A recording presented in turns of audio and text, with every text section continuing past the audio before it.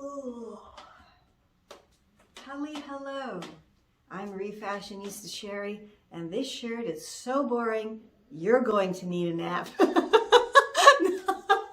Anyway, I'm trying to like liven this up here with these funky blue sunglasses, but it's not working. This shirt is so boring. And it has 3/4 sleeves, which I don't know about you, but I cannot stand 3/4 sleeves. They just, I don't know, they're always sitting like right at my elbow, and then when I bend my arm, it's very, very annoying and it gets tight. I just can't stand it, and it's boring. I am not a fan of kind of darker denim washes. I like light denim or black denim and not really a lot in between. So we have to do something to this shirt today, and it's gonna involve a lace curtain. So let's go do it. For this boring to brilliant project, you'll need your basic denim shirt, some sheer fabric like tulle. This is actually the last remaining bits left over from my DIY tulle curtain skirt from 2014. I shall link that oldie but goodie tutorial for you down below. Some elastics, the magical Refashionista ingredient that is bleach, and of course your sewing gear. So the first thing you have to do is do up a few of the buttons just to keep the front closed. Then, now comes the fun part. We get to do accordion folding, and you want to grab one of the sleeves and fold it up and then back under and then up and then back under and then up again. And then I just like to do another little kind of fold there, and then grab an elastic and put it all around to hold my folds in place. That's it, super simple. Now do the other sleeve. Once you have both of the sleeves folded, then you can move on and do the body of the shirt. I like to go from side to side, but if you prefer, you can go from collar to hem. It's all in your own preference there. And you're just doing the exact same thing, folding in and then folding back behind and then in again, and then back behind, and then in again. Very, very simple. Then I like to fold up the bottom to the center, and of course secure with my elastic.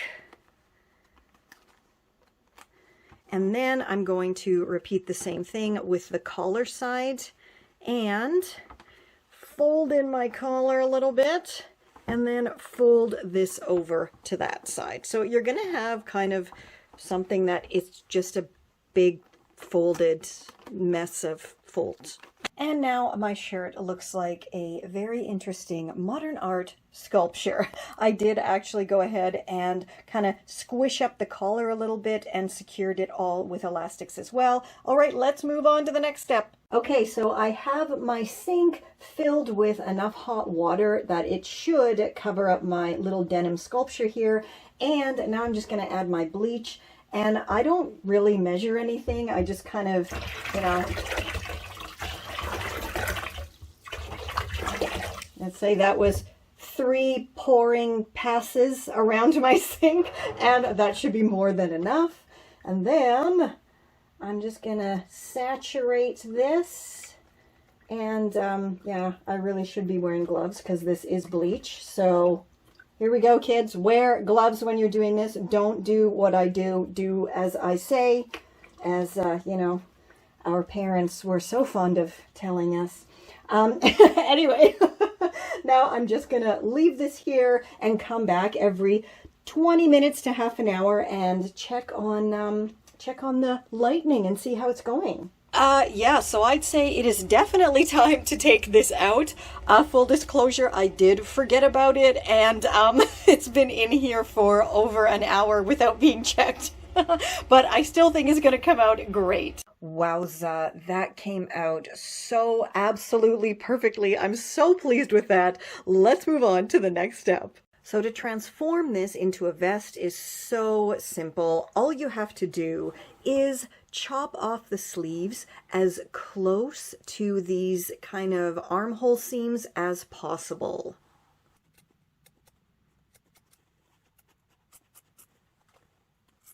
So now that the sleeves are off and I'm just kind of looking at how cool the cuffs are, I'm thinking if I have enough of the curtain fabric left, I just might add sleeves to this in the exact same way that I did to my denim dress to jacket refashion. I shall link that down below, and let me know what you think. Let me know if you think I should add sleeves to this once it's all done or not. So now I have all of the buttons undone on my vest, and I'm just going to pop up the collar here just to make life a bit easier and grab my curtain fabric.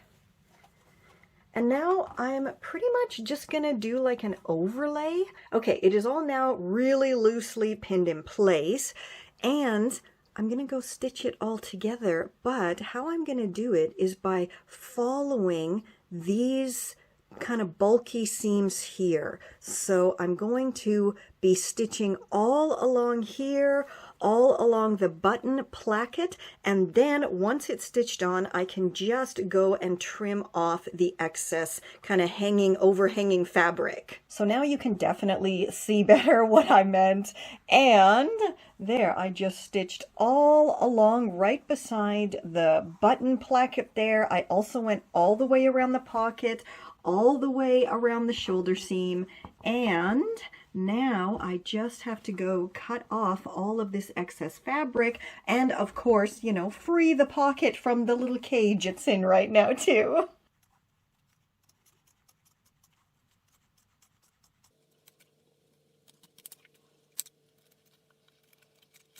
And then once you have everything all chopped out on one side, go repeat the whole process on the other one. And here's another one that came out so totally amazing. Now, I do want to know though, should I add the sleeves to it like I did with my denim dress to jacket tutorial? Because I actually do have enough fabric left over. So let me know down below if you think I should add some kind of this sheer curtain fabric as sleeves. Oh yeah, and how fantastic are my denim hem bangles.